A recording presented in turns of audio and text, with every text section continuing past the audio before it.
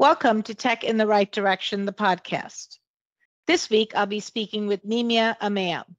Nimia is the Demand Generation Director at Younium, a digital media and marketing professional with expertise in the North American and Latin American markets.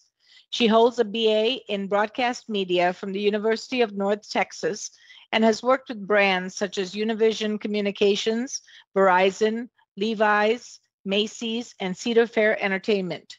She resides in Dallas, Texas with her 9-year-old daughter. Hello, Nimia. This is Jennifer. Nice to have you on the show. Welcome. Hi, thank you so much. I'm excited to be here. Great. So let's get started. So Nimia, as a woman in tech, can you share with us your career journey and how you got to where you are today? Yes, absolutely. I'd be happy to. My career journey was it was not linear at all. I think most of us can agree that our journeys have never been that way. That's straightforward. But really, I have a degree in broadcast journalism. I wanted to be a news anchor. That was my dream growing up. And, I did everything right. I got the right internship. I got the right job. And then I realized that it wasn't for me. And then shortly after that, I decided to kind of dig deep into myself and figure out what am I good at. And I found out that I'm very good at mentoring and advising students. I used to do that as a student employee at the University of North Texas. And so I had a short stint, well, not too short, about 4 or 5 years working in higher ed, which I loved. But then I realized again, another time when I'm like, this is not what I want to do for the rest of my life. I'm fulfilled, but not 100%. And then thanks to my network, I believe in networking very much. I was able to decided, let's go corporate. Let's try the corporate world and see, there was a business side of me that really wanted to come out. And I decided to go work for a digital media agency as a software specialist. So basically, it was an entry-level position. I learned their specific software, and I would train others on how to use it. And it was very entry-level, but I was able to get that job because a friend referred me. And that's when my corporate journey began. And I loved it. I did that for about 4 years. Throughout those 4 years, I eventually became a project coordinator, eventually a project manager. And my paths merged with marketing. And that was my first experience with marketing, with the marketing team. And that's when I knew, marketing, what is this? And I fell in love with the entire field. And then once again, I decided, you know what? Let's switch. It's never too late. I was about 26 years old, and I decided it's never too late. And I looked into my network. I asked who could refer me for a marketing specialist role or marketing coordinator role. And sure enough, this position came up and it was made for me. It was a marketing specialist for Latin America at a software company. I speak Spanish. I happen to have a minor in Latin American studies, and it's an entry-level position. Of course, because my friend referred me, again, my network, I was able to get the role. And from there, marketing was just it. This is definitely my calling. And so that's been kind of my journey into the tech space. Working for this is the third global company I work for, and it's been great ever since. That's great. So, at one point you were a news anchor and you said that was not for you. How did you know that? Because I think a lot of women are doing things that may not be for them, but they don't know it yet. So how did you know that it was not for you? Were you not fulfilled? How did it feel? Yeah, I think I know when something's not clicking anymore. When I had the Sunday blues big time. I was dreading going to work, and that is not a good feeling for anyone. Yeah. So I remember thinking, one, the hours were pretty crazy because in the news world, you have to work 24/7. You have to work nighttime. You have to work holidays. It's fun, but I realized, I don't have the personality to handle this role. The crazy schedule. I like structure, so that was definitely not it. And I think that was a big reason. I was unfulfilled, and I had the Sunday blues. I just dreaded going to work every day, to the point where I was getting, and this is something very personal, but I was getting kind of panic attacks. And I realized this is bad for my mental health. I need to find something else. This is not it. And I've never been afraid to try new things, but it was scary the first time I decided to switch gears. Yeah, and that's major when it's starting to affect your health.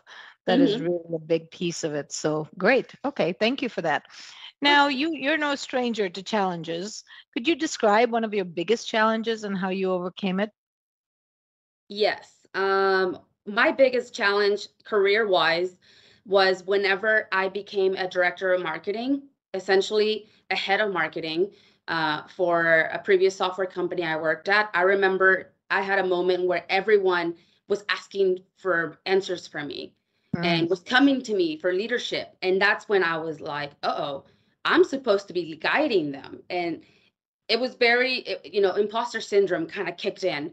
And I thought, wait, I don't know what I'm doing. But that was probably the biggest challenge, is overcoming imposter syndrome and realizing mm. I got this job because I'm qualified. There's a reason they put me in charge, and I got better at it. So it's really Yep. about building that confidence. But that was the biggest challenge, is realizing, okay, I'm in charge now and I have to be confident about it. But I did it with a lot of late nights, a lot of work outside of work, trying to become a better leader, a lot of leadership courses that I did on the side to really build that confidence. But that was definitely the biggest challenge. That's so good that you said that, because so many women go through that every day, and it is a big challenge. And we have to bring the confidence, find the confidence to overcome that, and that is through a lot of hard work, like you said. That's great. Absolutely. Yeah. Mhm. So you're also the first person in your family to earn a college degree. Can you share with us the reaction of your family and how it's helped others in your family maybe pursue college educations? Yeah, absolutely. So it's been great. It wasn't always easy. My mom has always been college education, you have to go get a degree. My Hmm. father, Hmm. on the other side, being a farmer, I'm a farmer's daughter, Hmm. he thought, why do you need to go to college? You have a high school degree. Go get a job now.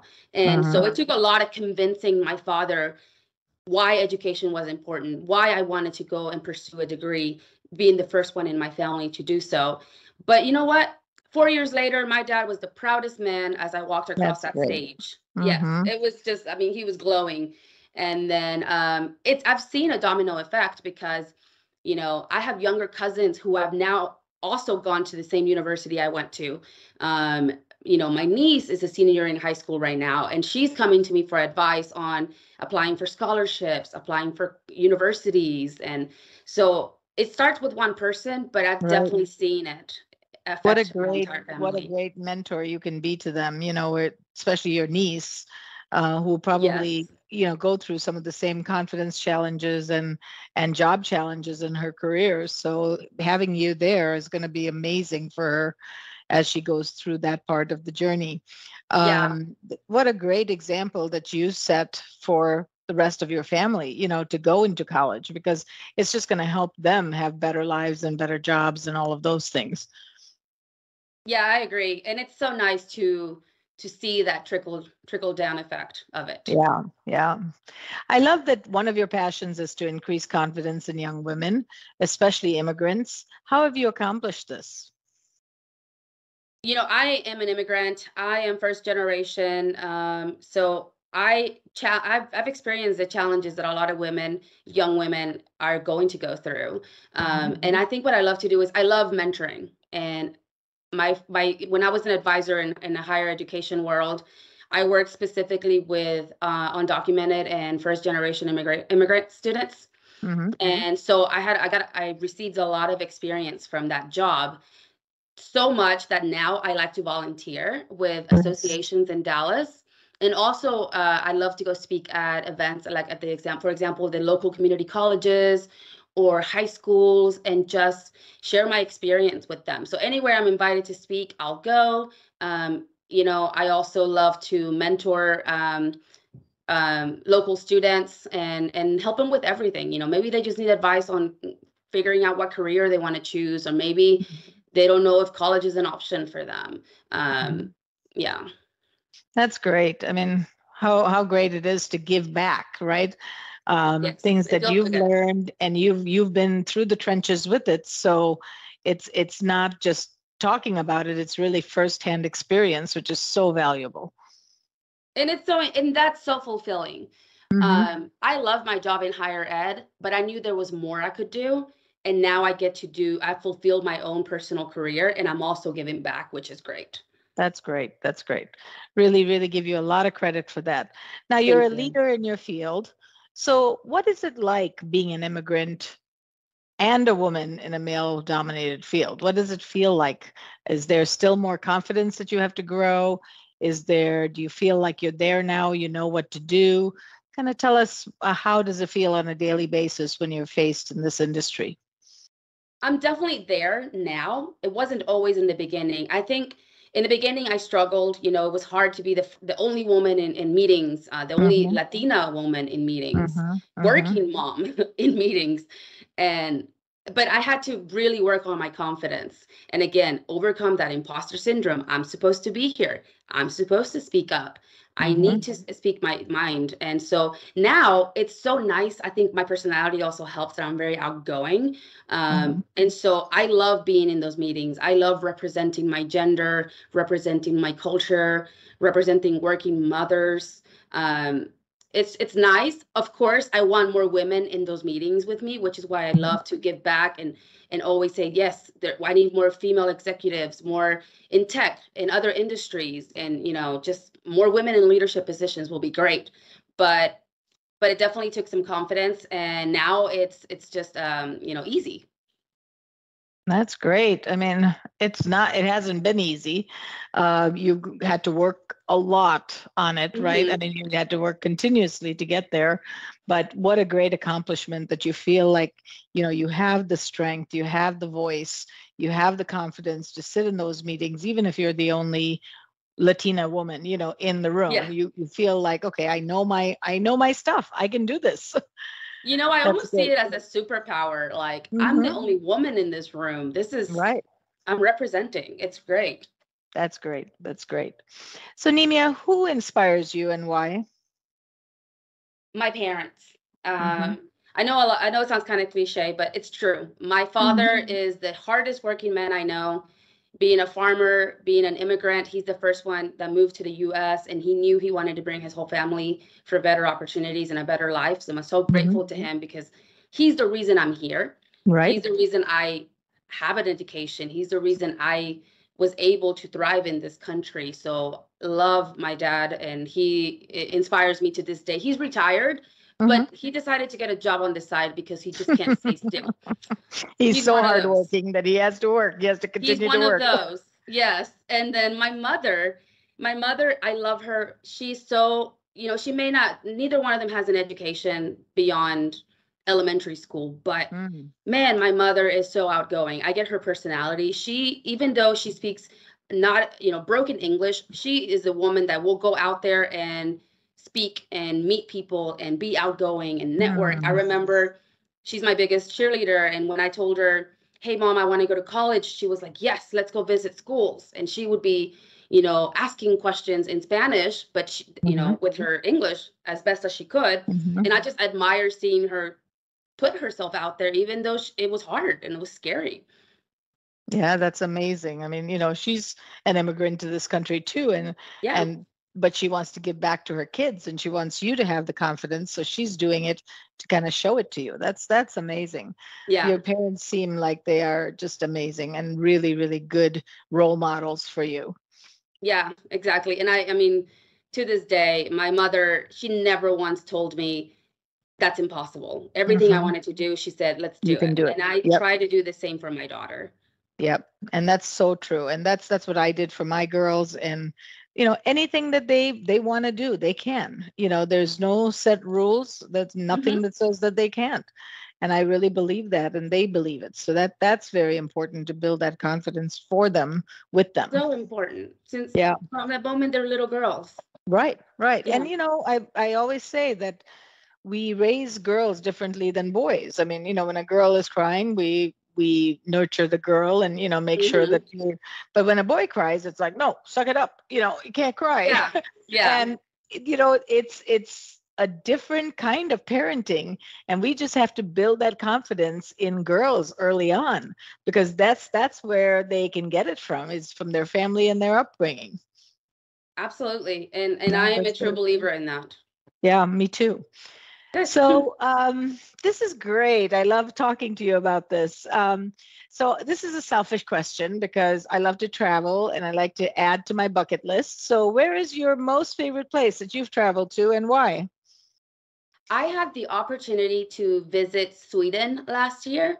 Okay. My company Younium that I work for currently, they were born in Sweden. It's based out of Sweden, Okay. and so I was very fortunate to have the opportunity to visit our Stockholm office in Sweden, and it was my first time in Europe. So you can imagine it was just such an amazing trip.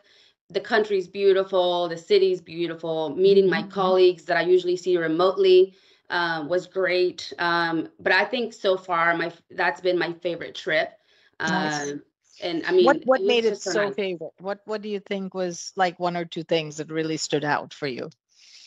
Was it the people? Was it the food, the culture? What? I think it was the culture. It was different. It's a different culture. So it was nice to see. I love experiencing new cultures and new things. So it was really cool to go to a different country where, maybe they think differently, where they were enjoying the nice few days of spring, or rather fall before it snows, and then they're, stuck at home in the cold. But the architecture, Stockholm is such a beautiful city. They have amazing architecture. Everyone walks everywhere. I love that. It's very, very much like New York, but a smaller New York. Well, I'll have to add Sweden to my list because I have not been there, and that sounds really amazing. It was such a great trip. I hope to go back this year, Great. and go meet more teams. Yeah.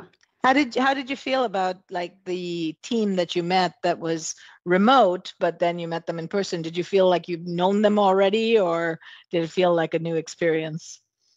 It felt good because even though I've met them over the computer and we've had Zoom meetings and whatnot, meeting them, and for some of them, it was like, oh, yes, we're friends. We're still friends. This just made it even better. For some of them, they opened up more in person. So it was so good to build those relationships. And therefore, that makes me, now that I'm in the US and they're back and they're still in Sweden, when we talk, I have a better, stronger You have a new relationship bond with them. Yeah. Yes. So it's been great. That's great. Yeah. That's awesome.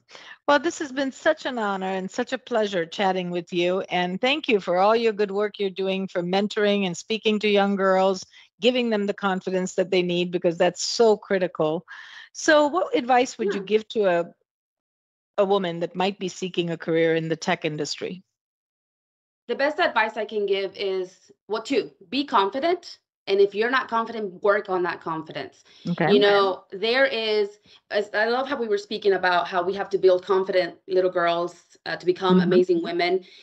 There was a book that I read once where I love self-help books and career books and all of that good stuff. And it said that a lot of women don't apply for jobs unless they meet 100% of the qualifications. Yep, that's very true. Very true. Then maybe meet 2 out of 5 and they go for it. Yep. And that really struck me. And it's helped me in my career because I've been like, you know what? I'm going to go for it because I know I can do it. So that's confidence, having that confidence. Believe in yourself. Absolutely. And if you want a career in tech, believe that you can do it. And then that ties to my second advice: find a mentor. Mentors are super important, and it doesn't have to be someone that you know personally. For example, people will help you if you just ask. If there's someone you admire at a company that you want to work for, or maybe you want to work in a similar space, send them a LinkedIn message, send them a connect, send them a nice note asking for virtual coffee. Let them know you want to pick their brain. I love getting messages like that with recently I had an opening for an internship, and I hire an intern, but there was a few other outstanding young women that just really popped in my mind. And I reached out to them and I told them, hey, I'm available to mentor you as you need. I would love to help you with your career. Because if you I love my own mentors and I love to give back. So I would say find a mentor and build that confidence. That's great advice. Great advice. Great advice. Thank you for that. Can you share with our listeners how they can get a hold of you? Yes. LinkedIn is the best way. Find me on LinkedIn. I connect with me, send me a message. I'd love to mentor you, find out about your own personal stories, or just become friends. I'd love that. Yeah. I love that. I love that we've connected, and hopefully we can be friends, and continue this Yes. relationship, because we both are passionate about the same things. So thank you again, I love it. Nimia. It's great. I just loved chatting with you today. Thank you. Thank you so much. It's been a pleasure. Thank you for listening to Tech in the Right Direction. Please take a minute to subscribe or follow so that you never miss an episode. Also, don't forget to like, share, and comment. Thank you. See you next week. From IT skill enhancements to end-user adoption training, Directions Training is your resource to help optimize the effectiveness of your technology investments. Over 500,000 students have taken advantage of our wide selection of technology and business training solutions, covering the most popular applications today, such as Microsoft 365, Azure, Windows 10, and more. As a podcast listener, we invite you to take advantage of an exclusive offer. Receive 30 days of free access to our Microsoft official curriculum on-demand courses for IT professionals or end users. Visit us at www.directionstraining.com/podcast to claim this offer today. Hurry, this offer is only available for a limited time. Success is a journey. Ask for directions.